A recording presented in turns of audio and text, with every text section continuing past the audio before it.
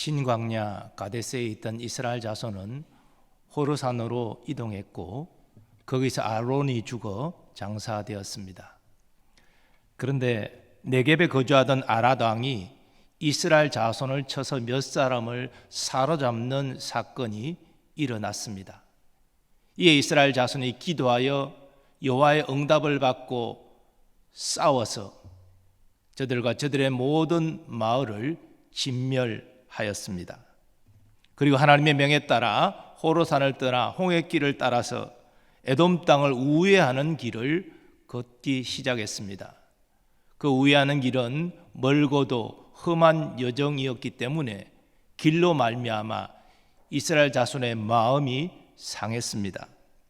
이런 모습을 보면 이스라엘 자손은 40년의 연단 기간을 거쳤음에도 불구하고 여전히 영적으로 어린아이와 같았습니다.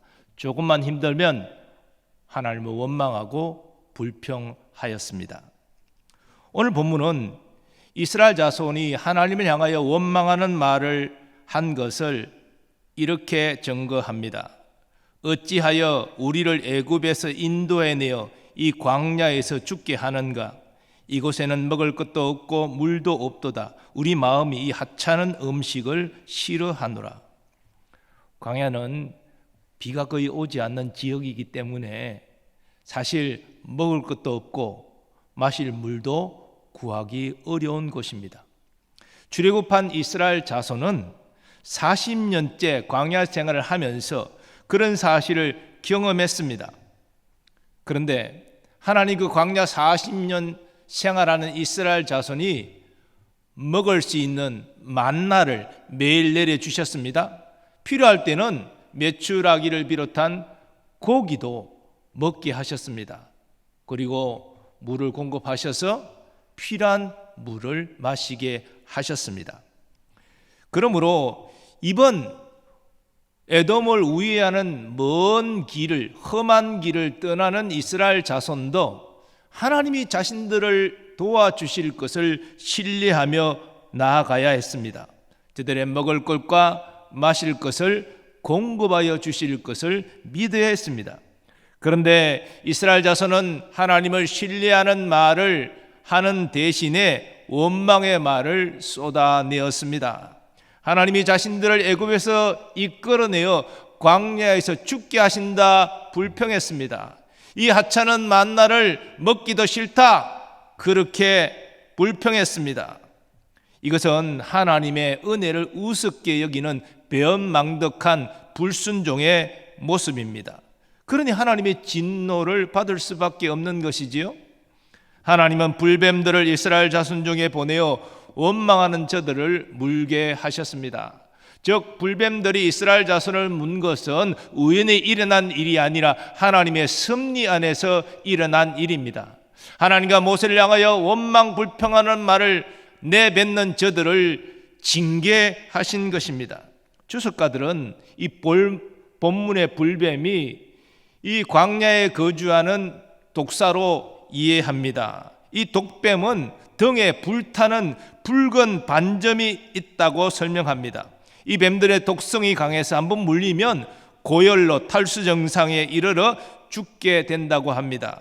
그러므로 불뱀에 물린 많은 이스라엘 자손 가운데 죽는 자들이 생겨났습니다. 일이 이렇게 되자 이스라엘 자손이 모세에게 나와 호소합니다.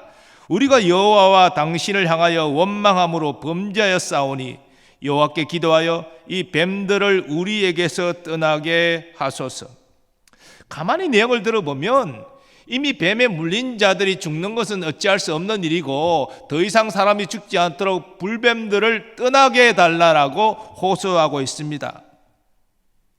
저들은 불뱀들에 물려서 죽는 사람이 계속 생기자 이 일이 원망하는 말을 내뱉은 저들에 대한 하나님의 징계임을 깨달은 것입니다. 아마 회중 가운데서 그래도 지각이 있는 자가 이것을 깨닫고 회중들을 깨우쳤던 것 같습니다. 모세가 이 일을 깨우치지는 않았으니까요. 그래서 모세 앞에 나아가 저들의 죄를 고백하고 있는 것입니다. 이것은 일종의 회개라고 이해할 수 있습니다. 그리고 저들은 모세에게 여호와께 기도하여 이 불뱀들을 자신에게 떠나게 해달라고 호소하였습니다. 저들은 모세가 기도할 때에 하나님의 용서가 임하고 하나님의 놀라운 이적이 임하는 것을 여러 차례 경험한 바가 있기 때문입니다. 그래서 하나님께서 모세의 기도를 들으시고 이 불뱀들을 떠나게 하실 것을 기대하고 이렇게 하소연한 것입니다. 오늘 본문은 모세가 저들을 위하여 여호와께 기도하였다라고 증거합니다. 모세는 이전에도 이스라엘 자손을 진멸하고 모세를 통하여 새로운 민족을 이루겠다는 하나님께 간절히 기도하여 하나님이 이스라엘 자손을 진멸하는 것을 막은 바 있습니다. 그처럼 하나님의 징계를 받고 불뱀들에게 물려가는 이스라엘 자손의 구원을 위하여 간절히 기도하였습니다. 이스라엘 자손은 불뱀들이 이스라엘 자손을 떠나가게 해달라고 요청했지만, 그 일을 위해 기도해달라고 요청했지만, 모세는 불뱀들이 떠나가는 것과 더불어서 불뱀에 물린 자들이 치유될 수 있도록, 살아날 수 있도록 하나님의 도움을 구하였을 것입니다. 모세의 기도에 하나님의 응답이 임합니다. 믿음의 강구는 항상 선한 응답이 임하기 마련입니다. 그 응답의 내용을 본문은 이렇게 기록합니다. 불뱀을 만들어 장대 위에 매달아라. 물린 자마다 그것을 보면 살리라. 하나님의 응답의 내용을 보면 불뱀들이 물려간 것은 물론이고, 모세가 불뱀들의 물린 자의 치유를 위해서, 구원을 위해서 기도하였다는 사실을 확인할 수 있습니다. 그런데 이 하나님의 응답은 아무리 모세이지만 인간적으로는 받아들이기 어려운 내용입니다. 불뱀에 물린 자들은 그 강한 독성 때문에 고열에 시달리고 탈수 증세로 말미암아 죽게 되는데, 아니 노수로 뱀을 만들어서 장대 위에 달라? 그리고 그 노뱀을 쳐다보면 낫게 된다? 이것은 모세조차 받아들이기 어려운 말씀이었을 것입니다. 그러나 그것이 하나님의 분명한 응답이었습니다. 그러므로 모세는 하나님 말씀에 순종합니다. 과거 무리바 물 사건 때 불순종해서 결국은 가나안 땅에 들어가지 못하는 징계를 받지 않았습니까? 이번에는 그와 같은 실수를 반복하지 않았습니다. 모세는 무리바 물 사건으로 가나안 땅에 자신이 들어가지 못하지만 이제 가나안 땅으로 들어갈 출애굽 2세대들을 위해서 마지막까지 이렇게 기도함으로 헌신하였습니다. 오늘 본문은 모세의 순종과 그 결과를 이렇게 증거합니다. 모세가 노뱀을 만들어 장대 위에 다니 뱀에게 물린 자가 노뱀을 쳐다본 적 모두 살더라. 자, 그런데 모세가 만든 이 노뱀이 이스라엘 자손에게 독을 몰아내는 치유의 능력을 가지는 신물로 평가받은 것 같습니다. 그래서 이스라엘 자손은 이 노뱀을 소중히 보관했고 가나안 땅에 들어간 후에도 그것을 숭배하며 분향하였습니다. 관련된 말씀이 열왕기하 18장에 이렇게 증거됩니다. 그가 여러 산당들을 제거하며 주상을 깨트리며 아세라의 목상을 찍으며 모세가 만들었던 노뱀을 이스라엘 자손이 이때까지 향하여 분향함으로 그것을 부수고 느우스단이라 일컬었더라. 이것은 히스기야 왕과 관련된 말씀인데, 그때까지 수백 년 동안 이 노뱀을 이스라엘 자손이 보관했을 뿐 아니라 이것을 숭배하고 분향했다는 것이죠. 그게 신비한 치유의 능력이 있다고 믿었기 때문이죠. 그래서 이것을 다 부숴버린 것입니다. 노뱀 자체에는 어떤 치유의 능력도 있을 수 없습니다. 노뱀은 사람이 만든 물건에 불과하기 때문입니다. 사람이 만든 노뱀이 불뱀에 물려 죽어가는 자를 치유하는 능력을 나타낼 수는 없는 것이죠. 어떤 불치병에 걸린 자가 그 노뱀을 향하여 분향한다고 그 노뱀이 그 자의 그 질병을 치유하는 것은 아니기 때문입니다. 노뱀은 하나님의 치유 도구일 뿐이었습니다.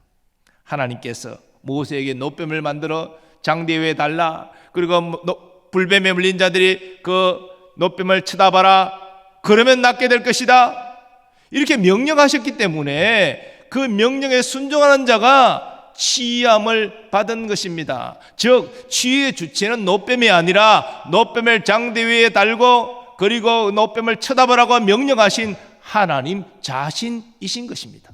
노뱀은 그러한 하나님의 치유의 도구로서 그때 쓰였을 뿐입니다. 그런데 사도 요한은 그의 복음서에서 노뱀과 관련된 예수님의 말씀을 이렇게 증거합니다. 모세가 광야에서 뱀을 든 것 같이 인자도 들려야 하리니 이는 그를 믿는 자마다 영생을 얻게 하려 하심이니라. 예수님은 모세가 광야에서 노뱀을 장대에 매달아 든 것처럼 예수님, 이 인자는 예수님 자신을 지칭하는 말인데요, 예수님 자신도 들려야 한다, 십자가에 매달려야 한다는 말씀을 하셨습니다. 결국 모세가 만들어 장대 위에 매단 노뱀은 십자가에 달리실 예수님을 예표한다는 말씀입니다. 바로 예수님이 하신 말씀이죠. 모세는 여호와의 명에 따라 노뱀을 만들어서, 물론 모세 자신이 만든 건 아니고 기술자를 통하여 만들었겠죠. 그리고 장대 위에 달라고 명령해서 그 노뱀을 장대 위에 달았는데, 이것은 불뱀에 물린 자들을 구원하기 위함이었습니다. 마찬가지로 예수님이 십자가에 달리신 것은 죄인들을 구원하시기 위함입니다. 이스라엘 자손은 장대에 달린 노뱀을 쳐다봄으로 구원을 입었지만, 죄인들은 예수님, 십자가에 달리신 예수님을 믿음으로 구원받게 됩니다. 하나님이 세상을 이처럼 사랑하사 독생자를 주셨으니 이는 그를 믿는 자마다 멸망하지 않고 영생을 얻게 하려 하심이라. 그런데 노뱀을 통한 하나님의 구원과 십자가에 달리신 예수 그리스도를 통한 하나님의 구원과 공통적으로 우리가 주목할 내용이 있습니다. 그것은 순종입니다. 하나님은 순종한 자를 통하여 구원의 역사를 이루어 가십니다. 먼저 노뱀을 통한 치유와 관련해서 모세의 순종을 우리는 주목해야 됩니다. 모세는 여호와의 말씀에 순종하여 노뱀을 만들어 장대에 달았습니다. 그러나 이 노뱀을 만들라는 여호와의 명령을 들었을 때 모세가 일말의 주저함도 의심도 없었을까요? 저는 그렇게 생각하지 않습니다. 아마 잠시라도 그가 갈등하고 번민하였을 것입니다. 노수로 뱀을 만들어서 장대 위에 단다고, 또 불뱀에 물린 자들이 그것을 쳐다본다고 과연 그가 살아날 수 있을까? 이런 생각이 어찌 조금도 그런 의심이 들지 않았겠습니까? 그러나 모세의 중요한 것은 인간적인 그런 의심이 든다 할지라도 곧 이 의심을 물리치고 여호와께서 그렇게 응답하셨으면 그것이 진리다, 그러므로 그 여호와의 명령에 순종했다는 것입니다. 하나님의 명에 따라 노뱀을 만들어 장대에 매달았다는 것이죠. 그리고 뱀에 물린 자들에게 노뱀을 바라봐라, 그러면 너희가 살리라, 여호와께서 그렇게 말씀하셨느니라, 여호와의 말씀을 전했다는 것입니다. 그러나 모세의 순종뿐 아니라 불뱀에 물린 자들의 순종도 필요했습니다. 하나님은 노뱀을 만들어 장대 위에 단 것 자체로 불뱀에 물린 자들을 구원하신 것이 아니라, 불뱀에 물린 자들이 모세를 통하여 주어진 하나님의 명령에 순종할 때에, 즉 노뱀을 쳐다보았을 때에 낫게 하셨습니다. 이 불뱀에 물린 자들은 상대적으로 고열에 시달리고 그렇게 굉장히 고통스러웠기 때문에 모세의 순종보다는 순종하기가 쉬웠을 것입니다. 우리가 죽어가는 사람이 지푸라기도 잡는 심정이 있잖아요. 그러니 자신들이 생각할 때 이해가 안 되는 이야기지만, 그러나 여호와께서 그렇게 말씀하셨다니 한번 쳐다보자, 쳐다보는 것이 크게 힘든 일이냐, 그러면서 장대에 매달린 노뱀을 쳐다봤다는 것이죠. 그러면 저들은 그 독성에서 해소되고 살아날 수 있었던 것입니다. 그런데 과연 불뱀에 물린 모든 사람들이 다 순종했을까요? 어떤 사람들은 그런 말이 어떻게 받아들일 수 있는 이성적이고 합리적이고 과학적인 말이냐, 그 말도 안 되는 헛된 일이다, 그러면서 끝까지 고집하고 모세를 통하여 주신 하나님의 명령에 불순종하는 자들도 있었을 것입니다.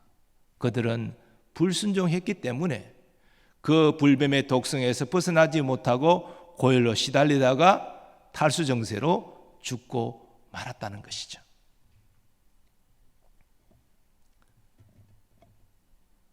하나님은 순종하는 자를 통하여서 구원의 역사를 이루어 가셨습니다.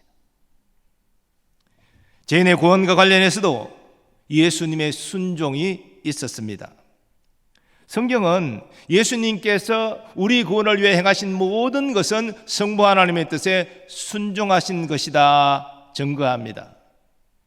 예수님이 자기를 비우시고 동정녀 마리아의 몸에 성령으로 잉태되어 종의 형체로 아기 예수로 이 땅에 오신 것, 또 율법 아래 가하셔서 율법을 온전히 지키신 것, 세상 죄를 지시고 십자가에서 세상 죄를 대속하여 죽으신 것, 이 모든 것은 아버지의 뜻에 순종하신 것입니다.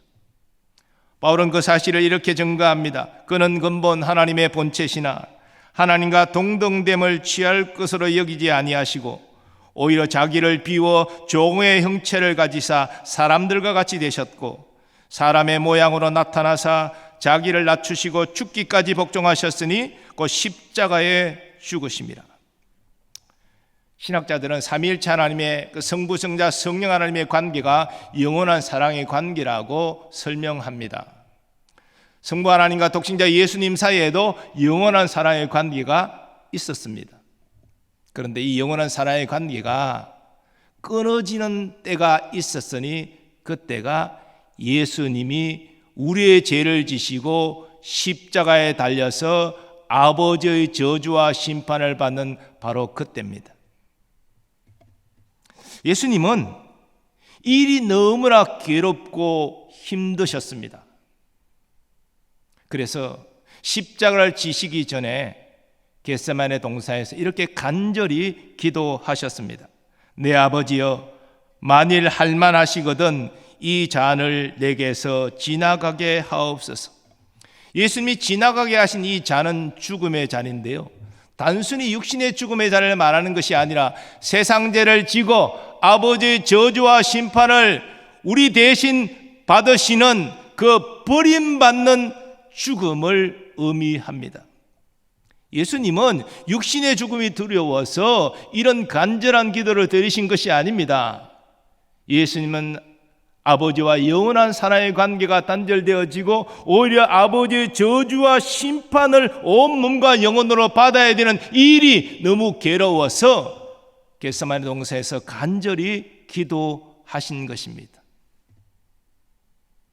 그러나 자신의 뜻보다도 죄인을 구원하고자 하는 아버지의 뜻이 더 우선되고 중요함을 깨닫고 인정하셨기 때문에 이렇게 복종의 기도를 드리십니다. 그러나 나의 원대로 마시옵고 아버지의 원대로 하옵소서. 이것이 예수님의 가장 큰 순종입니다. 자신이 세상 죄를 지고 십자가에 달려 아버지의 저주와 심판을 받는 것이 유일한 구원의 길이라면 아버지의 뜻대로 이루어지기를 원한다는 것입니다. 이처럼 십자가에서 우리 구원의 문이 활짝 열리기까지 예수님의 온전하고 처절한 순종이 있었습니다. 그런데 하나님의 구원에는 예수님의 순종으로 끝나는 것이 아닙니다. 어떤 사람은 예수님의 순종으로 자동적으로 모든 사람이 구원받는다, 이런 만인 구원을 주장하지만요, 그것은 성경에 없는 이야기입니다. 예수님이 순종하셨지만, 그래서 죄인의 구원의 문이 열렸지만 이제 죄인들이 순종해야 됩니다. 예수님이 죽기까지 복종하여 구원의 문을 여셨다 할지라도 우리가 예수님을 주로 믿지 않는다면 우리 구원은 일어날 수 없는 것이지요. 좀 더 구체적으로 예수님을 믿는다는 의미를 말씀드리면, 우리는 예수님이 하나님의 아들이심을 믿어야 됩니다. 예수님이 위대한 교사, 그런 위대한 인물에 불과한 것이 아닙니다. 예수님 그분이 하나님이십니다. 또한 우리는 예수님의 십자가 대속과 의의 전과 구원의 내용을 바르게 알아야 바르게 알고 믿어야 됩니다. 그리고 성경의 하나님 말씀을 믿어야 되고, 성경이 증거하는 창조주 하나님, 섭리자 하나님, 구원자와 심판자 되신 하나님을 믿어야 됩니다. 또 우리의 구원을 도우시는 성령님을 믿어야 합니다. 그것이 구원의 믿음이죠. 그리고 우리가 이렇게 구원의 믿음을 가졌다면 이제는 믿음에 합당하게 행동해야 됩니다. 우리의 믿음에 합당한 행동은 구원의 전제 조건은 아니지만 구원과 분리될 수는 없습니다. 진짜 우리가 구원의 믿음을 가졌고 구원받았다면 믿음의 순종이 반드시 이어져야 한다는 것입니다. 우리 믿음의 순종의 두 가지 내용이 뭐라 말씀했습니까? 거룩한 삶이지요. 우리가 거룩하고 착한 행실로 하나님께 영광을 돌리는 것이 성도의 성화입니다. 또한 우리는 우리를 구원하신 예수 그리스도 안에 나타난 하나님의 사랑을 사람들에게 증거하는 자로 살아가야 됩니다. 이것이 믿음의 순종입니다. 하나님은 믿음으로 순종하는 자를 구원하시고 순종하는 자를 통하여서 영광 받으십니다. 예수님 당시 유대 종교 지도자들을 비롯해서 대다수 유대인들은 자기 땅에 오신 구주 예수님을 영접하지 않았습니다. 오히려 미워하고 배척하고 십자가에 못 박아 죽이는 일에 앞장섰습니다. 저들에게 우선적인 구원이 주어졌죠. 왜냐하면 예수님도 육신적으로 유대인이기 때문에 동족에게 먼저 구원을 제공하셨습니다. 그러나 자기 백성이 예수님을 영접하지 않았습니다. 사도들을 비롯해서 바울도 유대인에게 먼저 복음 전했잖아요. 근데 유대인들이 받아들이지 않았잖아요. 그래서 이방인의 사도로 바울이 헌신했고, 사실 이방인들에게 더 복음이 먼저 확산되어 나간 건 아닙니까? 지금도 유대인들은 예수 그리스도를 대다수 영접하지 않고 있고, 그들 나름대로 메시아가 아직도 오지 않았다, 새로 오실 메시아를 아직도 기다리고 있는 것입니다. 저들은 과거에도 지금도 불순종함으로 구원에 이르지 못하고 있습니다. 오늘날 대다수 불신자들도 예수 그리스도를 믿지 않습니다. 아니, 십자가에 달려 힘없이 죽은 예수가 우리에게 영생을 준다고? 어떻게 그런 어리석은 말을 믿느냐 고웃음치며 우리를 비웃고 조롱합니다. 과거에도 지금도 마찬가지입니다. 영적인 지각이 닫혀 있기 때문입니다. 그러나 바울은 이렇게 증거합니다. 십자가의 도가 멸망하는 자들에게는 미련한 것이요 구원을 받는 우리에게는 하나님의 능력이라. 하나님의 은혜로 영적 지각이 열린 자는 십자가에 달리신 예수 그리스도가 하나님의 능력임을 고백하게 됩니다. 왜 그렇습니까? 왜 십자가에 달려 죽으신 예수님이 구원자가 됩니까? 왜 예수 그리스도를 믿는 자를 하나님이 구원하십니까? 하나님의 구원은 감상적인 구원이 아니라 거룩한 구원이기 때문입니다. 감상적인 구원은 이런 것이죠. 그냥 죄를 지은 자들이 하나님 앞에 나와서 예배드리기만 하면, 예배라는 종교적 형식에 참여하기만 하면 하나님 과거를 다 잊고 다 덮어주시고 너에게 영생을 주겠다. 이게 감상적인 구원이에요. 여기에는 예수님이 필요 없어요. 그냥 하나님께 나오기만 하면 다 구원하신다. 하나님은 마음이 그만큼 넓으신 사랑의 하나님이니까. 근데 거룩한 구원은 하나님의 본성과 일치하는 구원의 역사를 이룹니다. 자, 하나님의 사랑의 본성만 있으십니까? 거룩의 본성이 있잖아요. 이 거룩이라는 본성이 죄인들과 관계에서 드러날 때는 공의로 나타나는 것입니다. 이것이 무엇입니까? 죄를 미워하고 심판하시는 것이 공의예요. 그러면 하나님의 공의는, 이 감상적인 구원에 있어서 하나님의 공의는 설 자리가 있습니까? 그런 구원은 성경이 증거하는 구원이 아니죠. 하나님의 구원은 세상 죄를 미워하고 세상 죄를 지은 그 모든 사람들을 심판하시되 그 심판을 독생자에게 퍼부으시는 방식으로 자신의 공의를 나타내셨습니다.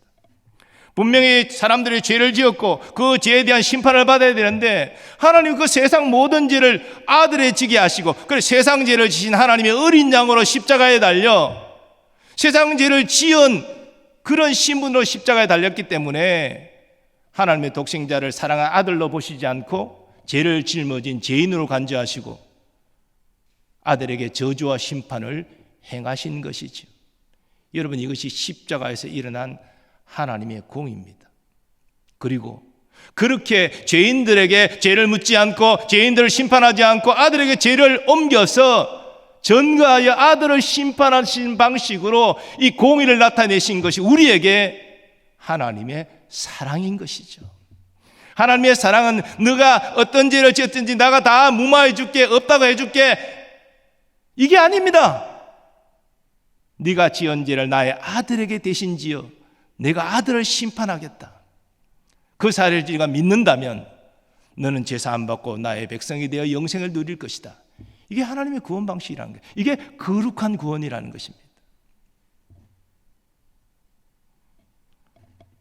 하나님의 거룩한 구원을 위해서 독생자 예수 그리스도가 순종하여 이 땅에 오셨고 세상 죄를 지시고 하나님의 어린 양으로 십자가에 달리셨습니다.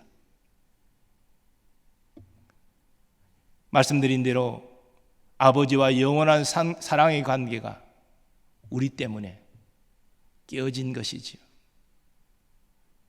이 고통은 우리로서는 알 길이 없죠. 왜? 우리는 영원한 사랑이 무엇인지를 모르기 때문에, 완전한 사랑이 무엇인지를 모르기 때문에. 근데 영원하고 완전한 사랑이 죄인인 나 때문에 깨어졌다는 것이죠. 그 고통을 예수님은 십자가에서 온전히 감당하셨다는 것이죠. 예수님이 십자가에서 외치신 엘리 엘리 라마 사박다니, 나의 하나님 나의 하나님 어찌하여 나를 버리시나이까. 예수님이 왜 버림을 당하는지 몰라셔서 그 외침을 하신 것이 아닙니다.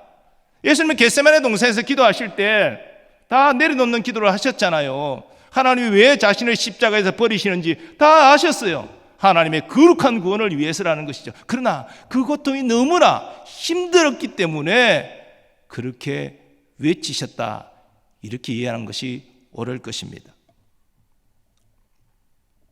하나님은 독생자를 희생하시는 방식으로 우리에게 하나님의 사랑을 나타내셨습니다. 이것을 바울은 이렇게 증거합니다. 우리가 아직 죄인 되었을 때에 그리스도께서 우리를 위하여 죽으심으로 하나님께서 우리에 대한 자기의 사랑을 확정하셨느니라.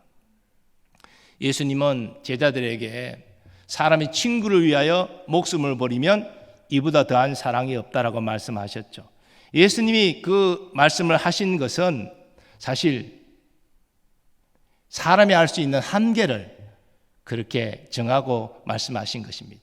사실 진짜 자식을 사랑하는 부모는 자식을 구하기 위해서 부모의 목숨을 내어놓을 수 있죠. 정말 사랑하는 그러한 자식을 사랑하는 부모는 자식 대신에 죽어줄 수 있습니다. 그런 사람 제법 됩니다. 그런데요, 아무리 친한 친구라도 그 친구를 위해서 목숨을 내어놓는 건 쉬운 일이 아니에요. 근데 친구를 위해서 자기 목숨을 내어놓을 수 있다? 이 진짜 대단한 사랑이죠.